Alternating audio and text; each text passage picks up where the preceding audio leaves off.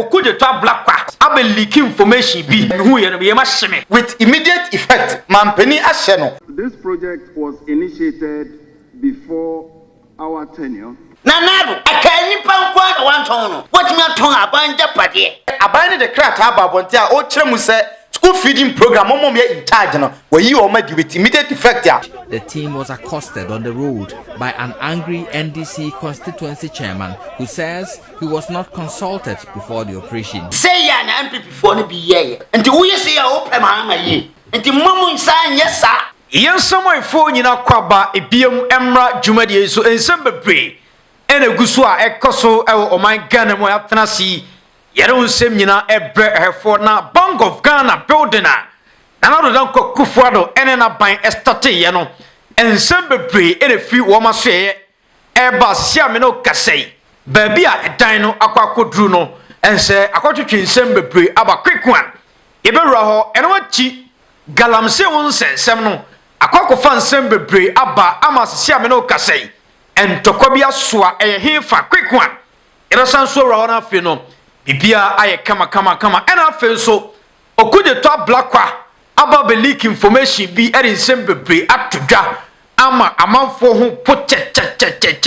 nsem no doso abobo ani nyina no yede ni nyina ebre hefo baransa na commander ye be ransem nim no ense enkomo bi every education ministry na so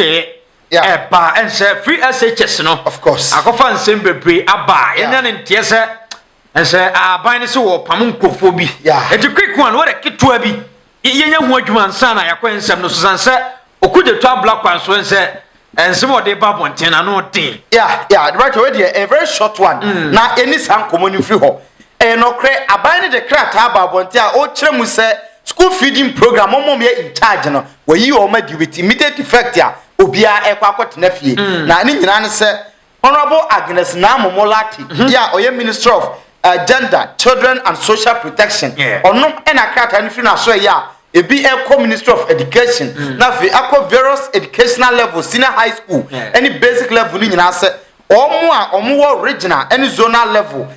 in charge of school feeding program no with immediate effect there obi amfa na dwuma nto ho ona aban ne hyase enya hwehwemu e wo sa sector no na afi bibia enya finchem na oman no enhyase e move forward nti we ye nkomo a e free Agnes Namomolati Minister of Gender, Children and Social Protection and Minister of Education aso ye eba enasemu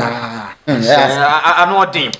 na say eba beto aba na I think say omu anayeto obawie ye no after election no right after election and say omu ye demonstration say aban de omu ka okay pa omu ye demonstration ma ebi mu da fom sun ye say aban de omu ka aban entua now at the time as an na comment man for run here say omu nyi sika no ansa na Nana si from because Nana is still the president and the so man nyi sika no omo twema na Nana si for ma say sika na nya de ombenya because Nana afom adwuma matna ho amu nyi sika no mo kan and one complain omo de ban say no omo complain a MPP mpanifo ni bi ni say so omo ba bonte be kan ebegu party no ho fi into they should keep mute obi anya din na ye dan a aban ni betua e na ada ho abedu this stage they say ene ye twen say after investigations ni bibia no so kakra wo ma aban be hu mo bona watwa osika dem a e say wo ye adwuma so ana waye ena we say no eno de aban bia ba ekoso un say we say no to me no de me hu ni say aya na omo ba aban mu sa no a eno na sa constituency organizers ma no omo so so aja omo ye adwuma ma party no sa adwuma nketin we ya omo di party na chi we ba yenso anso a enti aya na go bibia o dodo na anu badwie no nkomo obetene se ukwa district bia na constituency bia ma SHS a ewo mu no se ba ko na wo ha obehu na party women organizer no ono na ye in charge of school feeding program no odano ntuba won se bi mu ye suppliers na omafa mani bia omo so no aduane ne boa nti a whole lot of scenario ni scenes and e kwaso na basic level JHS ne primary ne so obo se dodo na so ye do omo kɔ ho na omo e ye adwuma ho ne nyina ye part of oman ne said ye ne masite ye nhwe hawa ebesi akɔ ti we say no aban no so nhwe kwan do mbe fa so but ebi won so a I know most of them no kwan fa so fa o mo no right what kind Masemba one incident I make pa in 2017 in Ashanti region one area bia basic school, junior high school, any primary. Omo no sa canteen de ma school for no. Ye to aba ban sesa na with immediate effect. Krom perform man omo ye party for MPP for no. E kwapamo man na aduane no. E take over by force. Okay. Into these are certain challenges or minor form anti eba say ya. Omo so omo other party na NDC for no. Omo so the pressure be go omo constituency executives for no so. Any regional for no so. Hoping say ye na ye adwuma no e na asamasimu party ba power no pamo ye internet so mo so kono benti abade a e ne ma yensu yensa ni di take over na sade no to me no me hu ni say enka yenye no proper way oman na say yemfa ne say aban na no emfa nipa because we say no sa adwumayefo no I don't think say edrusro asem ni nyina no ye I think say constituency almost share constituencies in any regional for nasi but me kura mu say party ma eno mu de adwuma ne ma wo mo jumo say party from ba power ono so hu say wo say ne nkofo be ba we say no senke aye no mu nyina di akọ aban payroll so if government for ba and as a party for ba on timi me pam say nkofo anti no me no be ya adwen say going forward aban ne nyenhyehyeye na school feeding no yen creative sector bi ne financial ministry bi ase ya say omo de ne say tem bia ye employ workers ho omo ye permanent workers say ya for teachers afa nurses omo no aduane e de ma aban adwumayefo anase students from crèche e kwa kosi senior high school level ya obi ma mekas ye yiwadi aje se nipa no onye adwuma ni biem anase okọ pension na de pension page na so man say teacher ni na aye a very proper way me no ya adwuma okay yam for sansem ni si na nse Okudzeto black kwa of course abe leak information bi ama ense me hu ye no be ma hyeme to the quick one ye nwura hoy right I be sure I'm say na say corruption issues any ade na manfo guso e discuss recently na Okudzeto black kwa a minister of foreign affairs and wasa babonte a ode nsem ababetu dwa o kire mu say with immediate effect mampani ahye no and in ministry say on season sase bia minister of foreign affairs dia yaton emfama aban a individuals ensa entimi entoso biem nti oma jinsase no by force e dia ma aban na according to Okudzeto black kwa okoni Facebook page and na okọ posting some kama de to ho a o kire mu say president mama ne order no say nsase bia ukopie mo airport residential area ya minister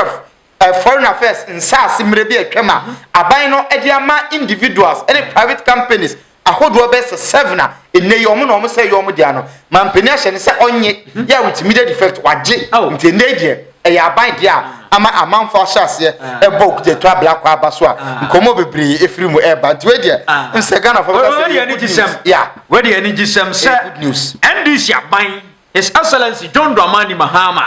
e fam ba bi no say ya no mba ya adwuma ne dia Ghana for bebo ma baso of course ena sa lie we na manfo ni teho manfo adwe ho pa ena say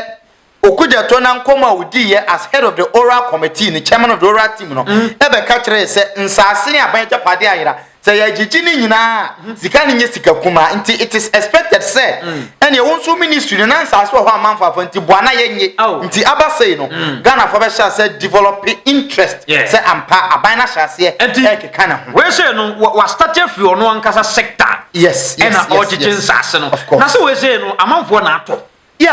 amanfo atonsase no mo claim ownership but according to Okudzeto black kwa no aban no hu ni say sansase no nye aban sase ne wo se yeton nti aban ya sizi say asase ne your mind dia even otokura na o hye o mind na se nti aban age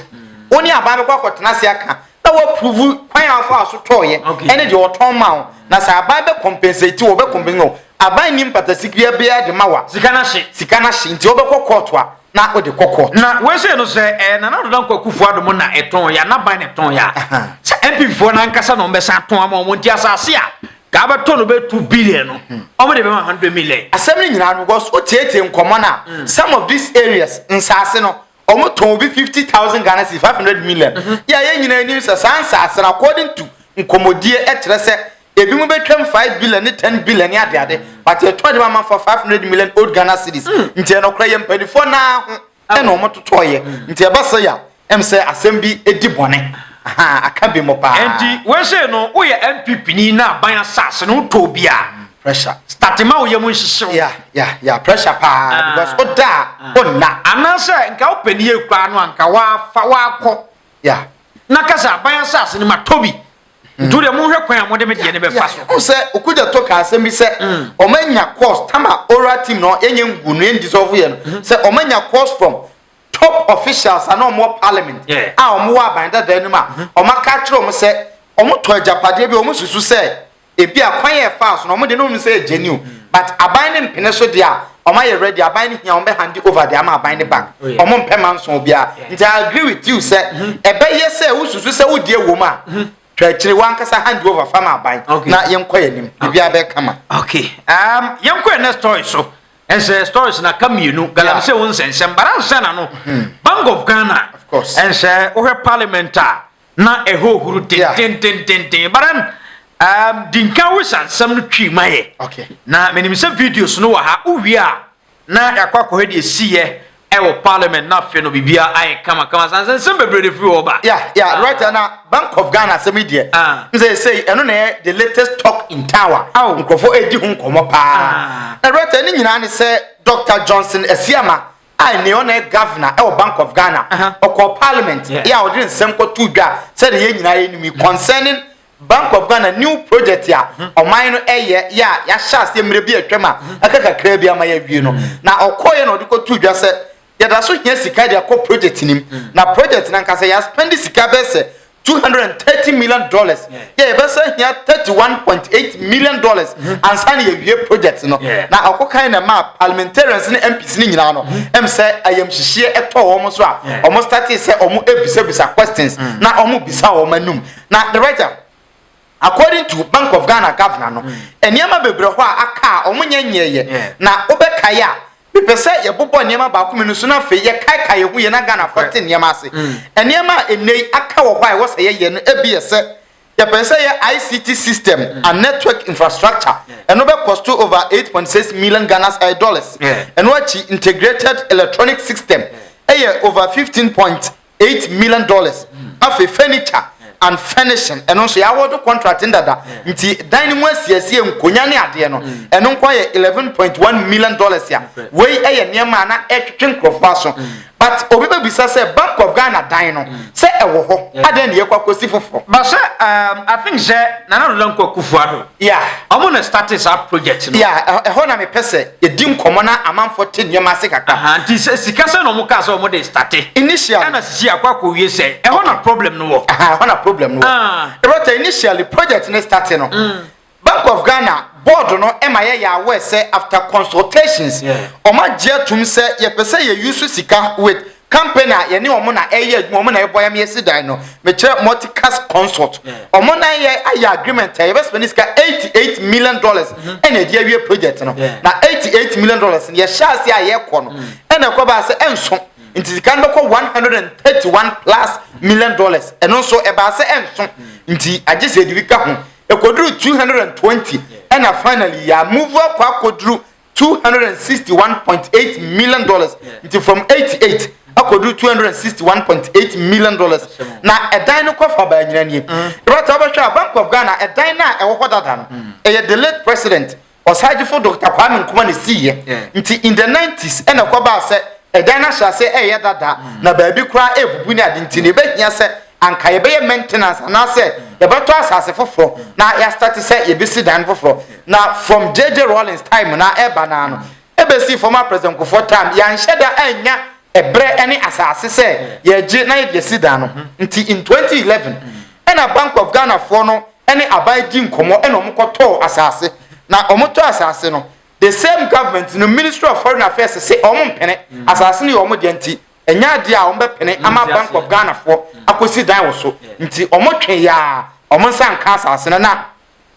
then time president ano wo ho John Evans Atamos enso intervene say anke empas as foforo emfama Bank of Ghana na nka yensi dan wo ho but Bank of Ghana no so nsase ahodo a yede mo mo airport city 37 military hospital rage near Chimota ni nyina no they rejected say enye fit for purpose. But at the end of the day, in 2018, Ananado Ebaye no, and Ananado ended up with government intervention and executive power no, they decided say with all costs also munyasa no misi, and a buying general to me so, pay asase wo Accra ya omugina so ya omo contractor finally project ne sha asese ye na eno na ya aba bedru bebi a ena ya bedru aka wo se wie but question na Ghana for bisa ne se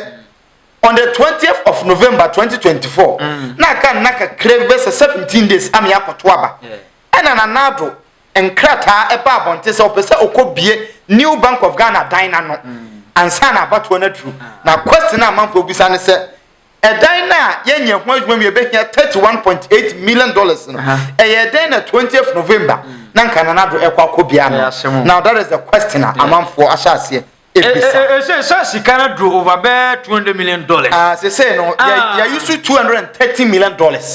sika akodan ni mo no na me question is say right say your project ya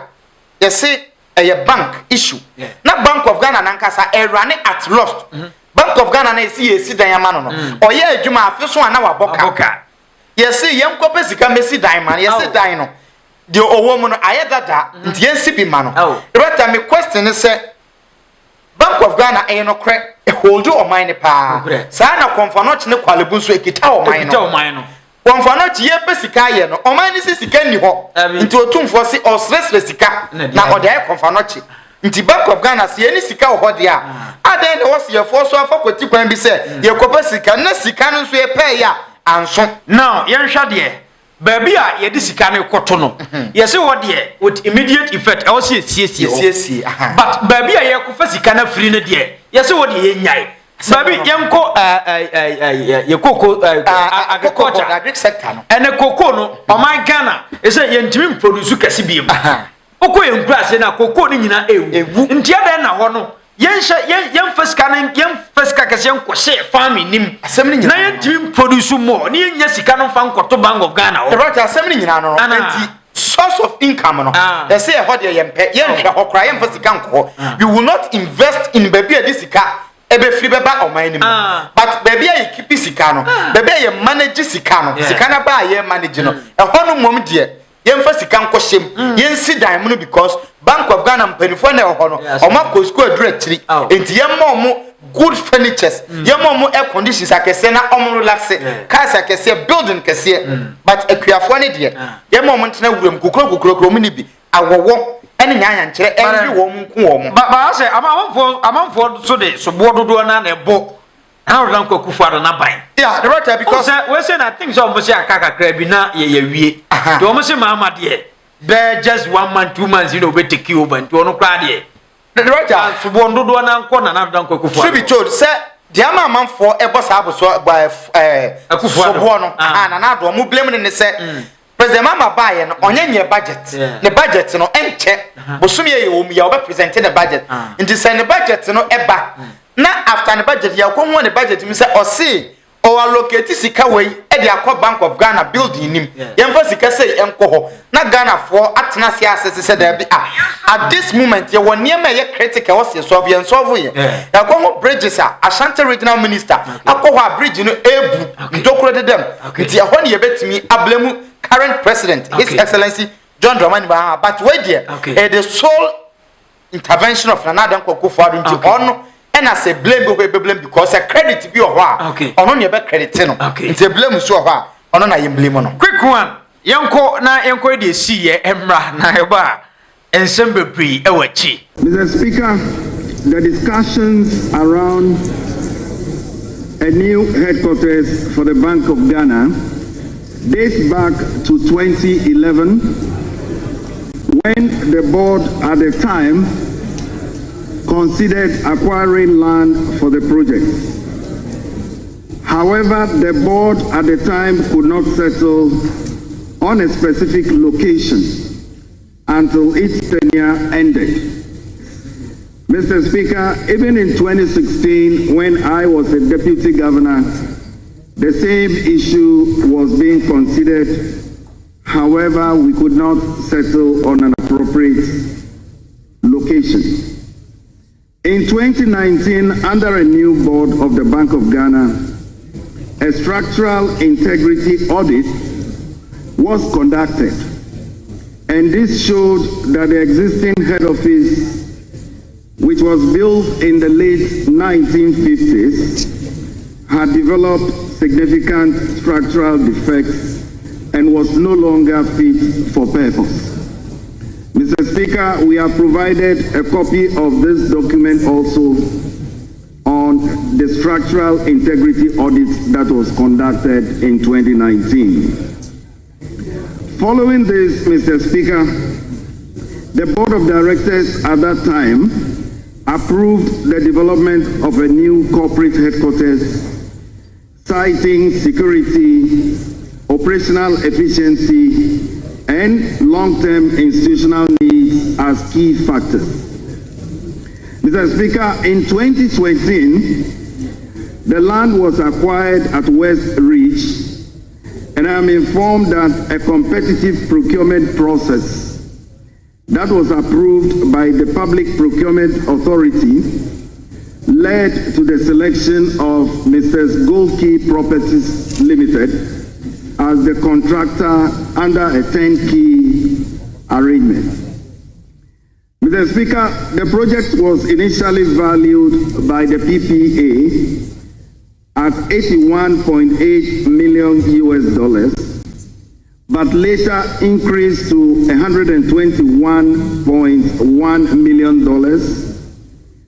after the Bank of Ghana requested for re-evaluation. This was revised again to $222.8 million, and I'm just rounding off, Mr. Speaker, after the redesign and inclusion of building management systems. Mr. Speaker, there were also statutory requirements, security needs, and sustainability considerations. As a result,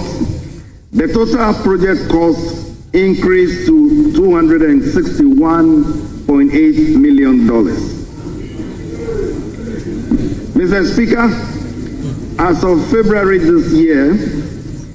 a total of $230 million approximately has been paid towards the project, with an outstanding balance of $31.8 million to be paid to the contractor. Mr. Speaker, a total of $48.3 million has been paid in taxes and levies that were related to the construction. Mr. Speaker, beyond the core building, separate contracts were awarded for other infrastructure. These include ICT systems and network infrastructure, which was awarded at a cost of $8.6 million, integrated electronic security systems, which was also awarded at a cost of $15.8 million, and furniture and furnishings that was also awarded at $11.1 million. Mr. Speaker, these elements were included to ensure that the bank operates in a secure and technologically advanced environment in line with the needs of a modern central bank. Mr. Speaker, while the new headquarters project has understandably drawn public attention, Mr. Speaker, it is important to emphasize that the Bank of Ghana remains fully focused on its primary responsibilities, which is to maintain price stability, which is to ensure financial sector resilience, and which is to foster economic growth. These are the priorities that guide our actions. As an independent central bank, we recognize, Mr. Speaker, that public trust is fundamental to our operations, and that trust is built on transparency, sound decision-making, and a demonstrated commitment to prudent financial management. Mr. Speaker, we want to assure this Honorable House that the new board will exercise its oversight responsibilities efficiently, and the new board will ensure value for money in all our undertakings. While this project was initiated before our tenure, we are fully aware of our responsibility to manage resources efficiently and to operate with transparency. Mr. Speaker, the reconstituted Bank of Ghana board will be sworn in next week, and the board will begin reviewing some of these legacy issues. Indeed, Mr. Speaker, we have scheduled for board agenda a detailed briefing on the new Bank of Ghana building by the project team members, and we intend to seek authorization from the board to engage AESL for a value for money audit into the new building. We believe this will bring clarity to the matter, and we believe this will bring closure to the issue of our new Bank of Ghana building. I would defer to my colleagues, the members of the project team, to provide initial answers, and then I'll come in. But I'll just touch on the one question before I defer to them. This was a question on occupation of the building. Yes, my predecessor moved into his office before he left office. Why? Because this was allowed under the contract. Remember, the project is about 98% complete. It's almost done. And so my predecessor moved in, and therefore when I took over, I had no choice but also move into it whilst we continue all the other processes. Okay, Commander. Director. Ayasemo. Yeah, I hear it. But when I think one positive thing they say, Omankasa jetunte, I was say audit. Yeah. I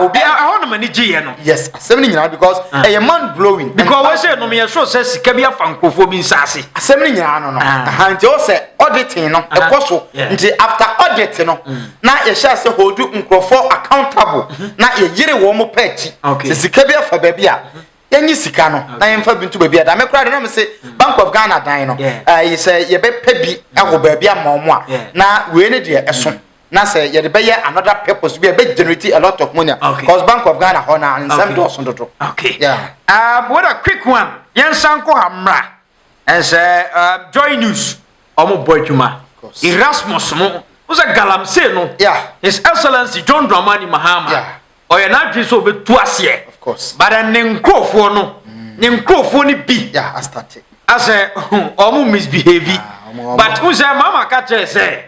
even ne nkrofo na nkasa no. Yeah. O misbehave a obema mra no ni wadi. Of course. Enti emra no e no obi ba be di. We ya mama na ho ni pa. Do the quick one. Yenko tie this video emra a Galamsey side. Atwede bonin tokwa a akoso. And say ano dina minim say ba information bebre check commander edeba. The government's advisory team has been assessing areas impacted hugely by Galamsey across the country. Their work is to inform policy direction and an impending enforcement drive. In some instances, the team is compelled to step in to take action to stop the impunity of illegal miners. One of such places is Anya, close to Nkrofo. The illegal miners have eaten deep into the road, almost destroying the concrete storm drains. The team raided their camp, immobilized their equipment, and set their camps on fire. Rear Admiral retired Moses Bekbafo is a member of the team. This area is called Anya. We saw that mining activities are taking place very close to the road. So we stopped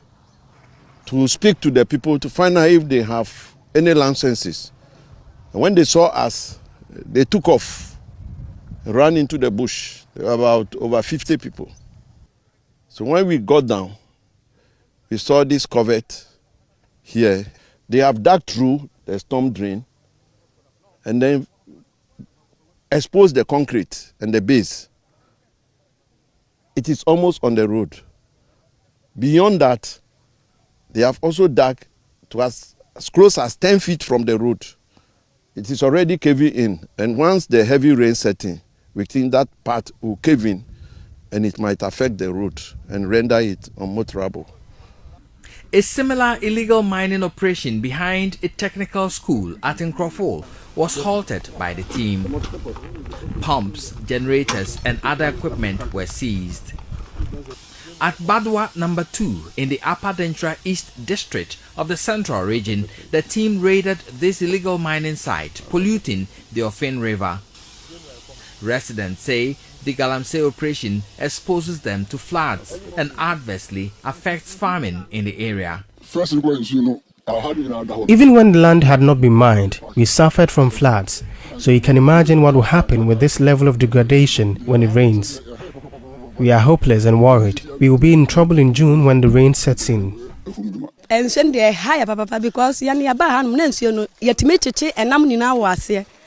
We used to fish in this river, but now it has been so polluted, it is affecting farming and even our source of water.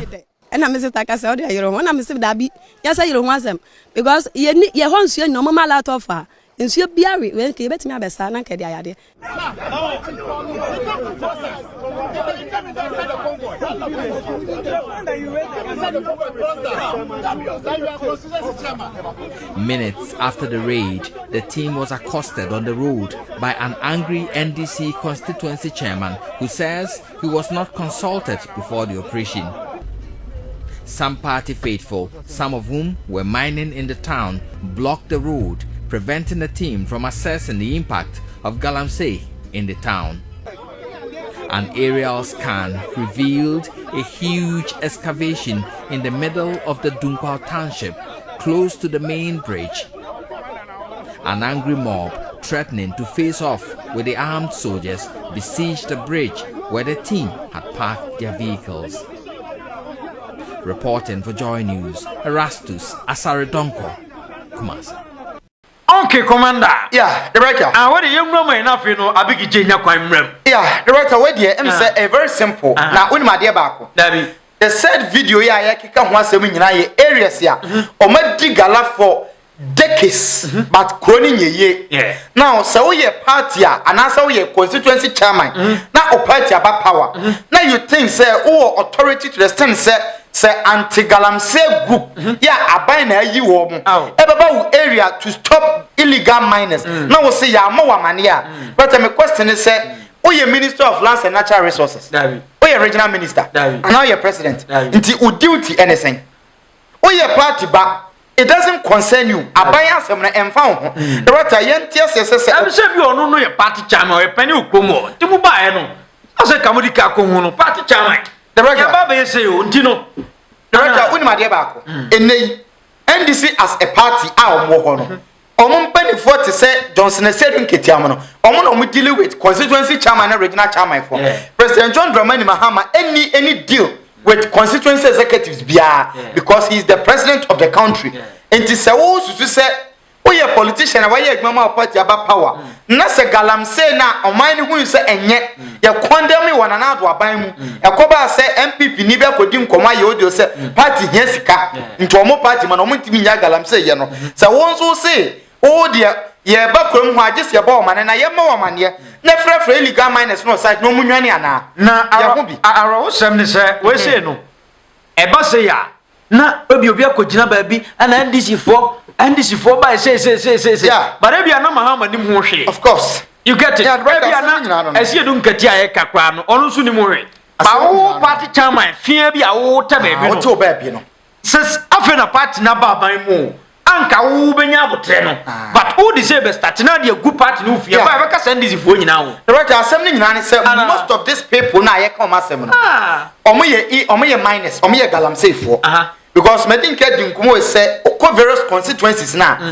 omo ye mining no ho na constituency chairman for of political parties ahodoɔ no any parliamentary candidates no mo prabe MPs no dodoɔ na ye Galamsey na dodoɔ na nso so no omo ne Galamsey for no kɔ nakra na se fa usika boa ye commander mentwa no chairman for no mo ha adwen chairman for ne Galamsey am say chairman for no mo Galamsey omo ne Galamsey for ne di omo ye Galamsey say chairman chairman ba ko no chairman peni MPP chairman bi MPP chairman peni ba and afa NDC constituency chairman chairman wo so say wo be bi oye involved in Galamsey to me conscience my dream tell me say oye part of Galamsey na on say in the said video ya twa yi na nkomo bu etre say omo de cars kra block kwan so omo makrom ho it meaning say omo na say from original minister fresh say yepese ye ba mu area na wa fresh legal minister nyina obi am 100 million mama na wa gigi sika na bond onya nipa 2 billion mo ba na tax force for no o de amam say esrem mo nyina mo nsan into this other paper when you woman free ma your party will collapse the MPP de ye no okay yes pay will be organ have because ye wo man a e wo say ye kekere ye ni wachi ense wo man we say na wo say President John Dramani Mahama any NDC mpanifo omuma omho ye ha arota nika no na sankofo no omo na omo kasa yeah because nika no say onya bro na ofum kowura mu say bro ebeyamo and this is how it should go President Mahama na nkasa aka bi and ama Kofi Bu aka bi enti to stand by their words no na was omo use omo party nkrofo be as example nti so your party ba na say ada na yama wa mane a onye director of operations ba we say no say na me kan say obekum na Mahama nim ho hwe ya asem ni nyina no party mpanimfo no ebre nim ho hwe director ebi nso wo ho a na ti say na nado de no na nado nso ma wo mu but one kan ho asem no ekoye to den say e be affect wo mu nyina at the national level ye wo mu na wo ye Galamsey wo MPP mu a na enye aban penifo na aso mo but because omo ye constituency executives omo ye regional executives enti obi ankoma so ka omo asema ase wo bo omo anu aduane atogu enti we nso so omo party penifo na nka it will end at a situation e be ba say oh ka wo boy anu aduane atogu na mo nka at the end of the week Ghanaians e be stand on atos ni aka kiro enti they should get rid of him na say e was omo investigation omo chena omo nchena na on free system ni Galamsey no yeah eno kan opa na ma NPP eco opposition of course enti NDC for ye be sremo afi na maba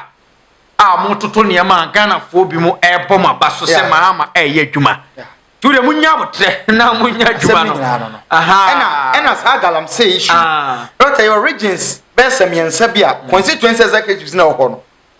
adwuma e wo ho a omo benya sika firi mu pa no western region central region ashanti region sika omo benya e hopa no menya sika free nti wo de hopa your constituency chairman wo greater Accra and kan finfin ye wo kuma sin finfin they don't care about you or no o she dunkwa wo o she kura so benya sika chen okay nti sa nipa no o ka ontie okay je semra ne niti okay ye ma bigi jemrem na ono so metoa so na bibia enye fine abigi tenase na enko yes Big J. Na bokore. Nyama nyamnya do me hodi papa. Ahora quick one. You know some ni mo ese and some doso but then inim baby abedi kan fa. Tina mama menchi ahwefo. Na me nkọ Okudzeto. Wan ko Okudzeto. Okudzeto only one na busa so only one. Mahama president Mahama yinu. So onye dey. Ombeye etiti nkofo a omoton asase no. And your friend say Okudzeto. Okay, Okudzeto. Na Okudzeto no sesai. Odi sembe na be tudwa and say President John Dramani Mahama and say wadai tell say eja aban sase a na ewo under Ministry of Foreign Affairs nana do Danko Kufuado ene na ban wo mo tonton nyina no ense so Okudzeto nsanjiji ni nyina back do to bia ense asem kase na ato Sinema President Mahama Nyankopon enhyira ne pa no ntua ne ka ana ko Okudzeto so Nyankopon hyira mo me se Okudzeto Nyankopon enhyira no wunim je tia mani age no David because president bi na o twam no president bear aka nipa nko no wanton no na nado aka nipa nko no wanton no what me aton abanja pade wo batena se 8 years be o what me aton point of question e bia na nye Kufuado ne ton na nye o ma ban o mo preso ba se o de she Kufuado na o kwa ahemfie na chamia kotan asase ye kwa nye wo hene so ne ye ko aye na nado president na nado omuna omaye saatin aton abanja pade Ghana for Japade, na dear Baku pen and adum antimanye, said Ghana aban nipa, one Timian Toye, a no one went to me Antoye, Nankanadu Yaya, a Ghana be being ha, over Tony in an uncle of Western, a kakukurati pafu. Akukura wote se unka wo kasaja padewe nkamo hia se mutu se bia no na ton oh eba atia unse we se no aya na mostly se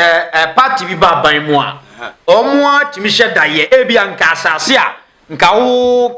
aba omo ka so mo ton ebe ye bia be 2 billion no no mo de agebe 100 million nti omo a ho na sa toton sase no eno na ese Okudzeto nkonkoji ni nyina back no anti ya ba ba ha when it now 8 years Akuffo anti ya ton asase hwan mo aye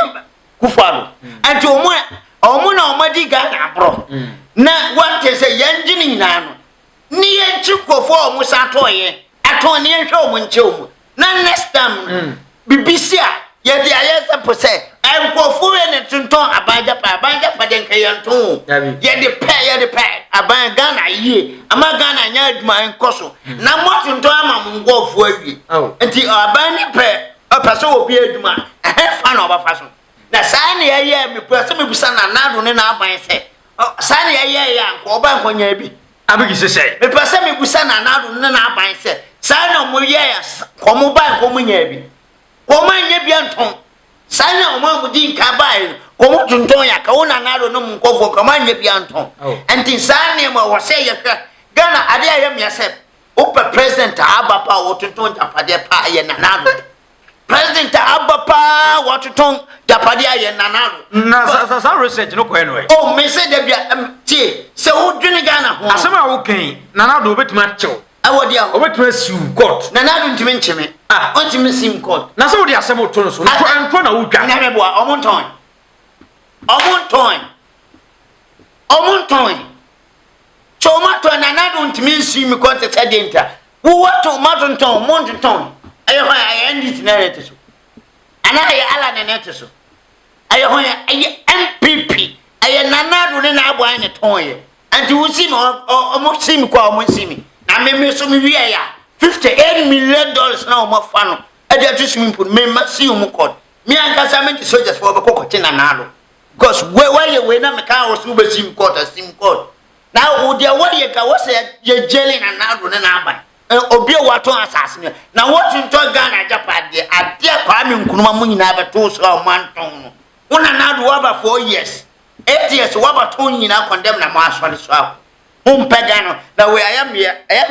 ukoka ubunya MPP 4 omakase we wakasati ya penim ne so penim na nka otena fie yese penim otena fie mankula wi na nka yabu na nka wi 4 ka ho na nado otena ha mankofo ton abanja padien ye kan oka ho otimi nyine mfi ho anyema na mekoto ma na me papa na koton dabi ana mabusu ya peni na koton aye na nado ne na apan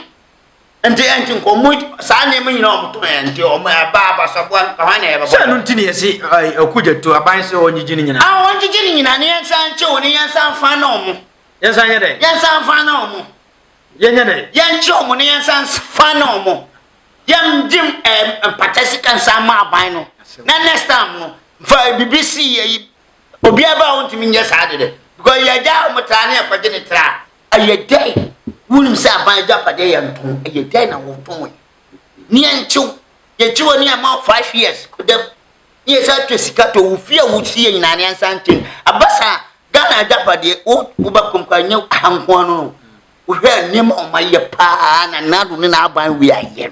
se kakaka na NDC 40 million be se akonya we o matena sa che o mu de Akudzeto so onyine ho nche o mu nyina manenya onyene hye o NDC 4 numonyam na hye Mahama numonyam mono onya ebi o ha obedo adamfo ye mpa adamfo bia wo ho chenu ba chenu wato chenu ne yi adamfo ne hye president Mahama numo because o hye ye boss japade nyina obagije amai obachi nkofo bi nti wa o ye leader no wudi ani man ye se de o master na suma se kwa uya kwa o president Mahama ya kwa Ghana for na Ghana for de Ghana shawonsa na president Mahama so ayi wo Akudzeto se wo so di nanim uya kwa ma wo so tie wo master no o master say chew me na enja no ma ba ko pa na ye chew me na there ye me say people won omo huna mane omo de omo nyina abedam obia wo tena ampipi akonya so bia no omo nyina abedam ko omo nyina disika ne bi omo nyina tonton japade ne bi wo tonton Ghana broni ye sade Ghana ye kaka okoka wana zi broni nye sade abojo akoda eno ntina mu country niveau ekọ nimu eno ntina broni ekuro koso na wo akoto wa aja abanja pade wa koto ton anti aban fa de na enye Ghana yi obi ababa abatena konya so because president Mahama bano so be ya adwuma pa be piepie adwuma nti sa adwuma na obaye de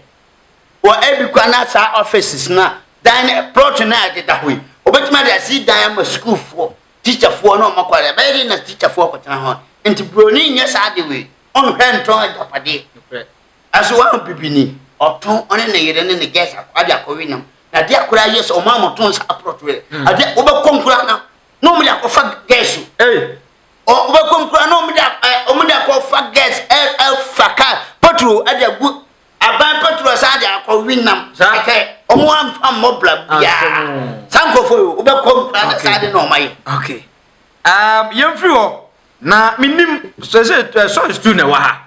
Galamsey won sensem na okay yeni kanko ansa Bank of Ghana unse Nana Danko Akuffo o de niam gu akwan mu a na yese si dan foforo na dan no ho nsema kwa kwa bebre nse sika na nka omo yese nka start ne yedisi ye be $81 million ba we say ne say sika no ko be 261 ta ense ade no ababa yaro 70 no Bank of Ghana wo mu pani eko parliament eko cheche nsemu anti emfansa akasika na kakra bia ene be ma contractors no mo de awi adwuma no na bibia aye fine na Bank of Ghana for omuti dan ma na omuti dan we mikoka omuti osimetana na are we dum so na na omopeko no abon omakosi bank adan ade a wo se odi sika ye no wontimi mfanye ade a hia no be bank go omada na ye kakraka o ade be ya Bank of Ghana omada na ye kakraka ene si ho wo say ti sika ko ya ade fo a bless a bank size sika ne betima Ghana ye wo ha pa bebreu na so free so na man se onim se odi abro se me chese wo free so se mama na aba oh na me da amika sa se mama na ba bebreu mamika sa se me nchira Mahama president Mahama me se na ene ma bi oba no so so nim fa so on twa okay we say oba ye na adura ni mu because schedule how which you say na Mahama wo betima dia so wudim so ehu hia enkoso taso na do adiga na abro yeah we say na president Mahama who one be dia abro na do na adi abro decide sika na be ko Bank of Ghana ko si dan ya esunim fa so bia no fa ye so wudim so because ye pay dum so no betima high because dollar betima high Bank of Ghana antimi high dan is your dada we sure yes dan be your dada na tu mu Akuffo do abaso bo ma pa wa ye Bank of Ghana dan ya yesi ne foforo wani so abo awu ana na dabe so no kwa mete say ya so okobi e so wa wi ono kwa so wa sa tio ni pe we won wakobi so wakobi o mire bi kobi so wa wi wa nya so okobi ya ha bi ni se sika na ye say ye de be ya wi na ekodu ba bi sika na ko na nim ne ha bi ana say o hu say ka ne beba nye sa unim na na do onye na adwe so no onim so on solid free so za nti o sa di o ya obetime wie sika ni na ene nyame atwa ne ka no solid free so nti o de so na akoma hoya president Mahama because why president Mahama say one twice o anya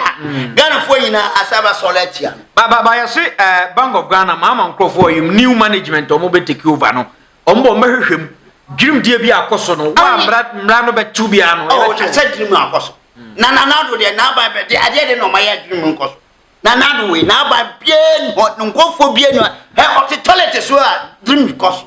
na do aba me say no kora na make dream ekoso dream ekoso keta se proye ekoso na do ya o for toilet so kora kwa no atimi wurawuram no wako kase nya skese leska na brosa ko fasike diska we ne ti toilet nti nanado aban de se Mahama nkofo na wadi umuso o ma da kasa bibi go so me enye mo nwa because minim nanado free 2012 nyina ba nyina pone o start so obedi Ghana for enti ayesa abro na opasodi enti nanado president Mahama de me bi o ha so nim fa so ntwa so okay no kan kire Ghana for prince sa sika we me de koye we okay na Ghana for ye nyina fa ye nim de akọ Ghana ye nim de akọ ne mtantan ye ekoso o man ye nim enti sisi ye ntimi mfa so boro mo Mahama enti man mfa pre ho nko enkodi anim ko ye ba haye okay yanko Galamsey won sensem no se okopiem dunkwa mpotem wa joy news for etwa manager omu se onkofo bi ye illegal mining eno omu ko okodidi nkomo na afi no NDC chairman wo se ne bu ofisi o ma me kan che no ensem bebre ne free chiba o ma ma kan che se de se omu ba ho omu ba Galamsey site wa ba ye adwuma ana o tuwi ono ne tuwa tie ada ye me yase wo chairman na ye yiwu se hwa so bibiso no enkogu Mahama ni kwase o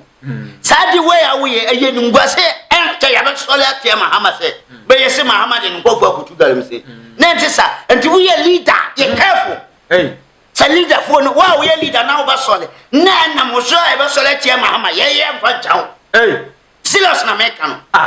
ye mfa chawo like say wo ye leader na wa di oduma de aye na ye sole de tia Mahama ye mfa chawo abiki say we are leader na wa nya oduma de yie ni e so tia Mahama ye mfa nchaw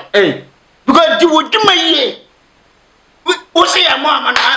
ya mo anti dia de nti ni ya Mahama point na war de catch dey say be say de nti ni ya Mahama do susu say de nti no wo yesa no say be on nkofo wo ho because what started Mahama yi mo ancha yo kana man ko gu papa da num gwas papa na ni preso be gara yie mo man ko yesa de na Mahama be ka se bi a chewa na ma asam na utwa asam ha utimu ba bia nempo machi because asam o ka se ya mona mane omo ba no mo ana nkofo no nyan ana omo mo ma na se je se bia ko mo mbetwa kra bia leader papa ye leader papa musa president Mahama na ni president sa akrofo no mbache we kwa wo so president Mahama kwa sakano o so sakano wo ku papa ni mu ase na Mahama okọ be o ka kire okoka mrebi na say oba asante be o ka kire asante we de fo so oba wan kan je na wo ka kire na wo go for say dentia who are you sa ma president Mahama on sakano kra no nya twinde no nya because sankofu we omo ye se bi omo so na boa NDC ana mche bi omo ko ye omo na diska no boa NDC wo ho enti ye nya ode yan so he wo boa NDC ya pese mo pese NDC party no ekoso ara mo pese ebofo sana 2016 ma papa ya ma papa na nim kwase ana masas o sasa ti we yawo enti papa ni say ya na MPP fo no bi ye ana do mo ko akire enti wo ye say ya o pe Mahama ye NDC fo no e bi na masad ma mo nye saade no na nkofo bi na solution mo firi so no the same thing no mo ye ena ne o mabofom no enti mamu nsa anye sa mamu nyanya atom mamu hebot mu botom ye be ko botom hwese party ne be nya nu munyam papa na eka nu munyam papa ba abeka wo chairman no